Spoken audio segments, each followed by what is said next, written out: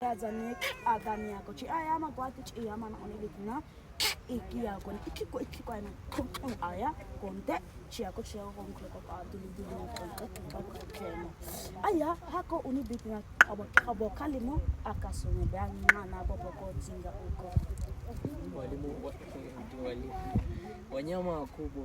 Hii inatumika kwa wanyama wakubwa. Huu ni mfano wa sumu. Naona kwa hapo hivi kuna hichi kinani cheusi. Hii ni sumu.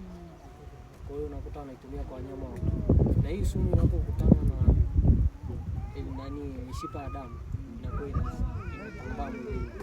Inaenda kufanya kama stop ile heartbeat. Baadaye ndio unakuta mnyama anapata ile kizunguzungu, anaanguka. Na sio kumuua moja kwa moja, ila tu anaanguka. Baada ya hapo wanatumia umbwa, wanatumia wao wenyewe kumtrack mpaka wampate. Hii hapa inaweza ikatumia zaidi hata siku 2 mnyama kwa wanapompiga muda huu unategemea na mnyama ana ukubwa gani.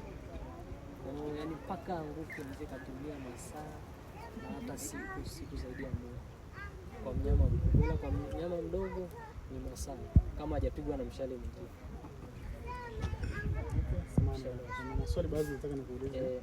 Kwani hawa watu hawajishughulishi maybe mbali na hunting, hawajishughulishi maybe na kilimo, hawafanyi kilimo, hawafugi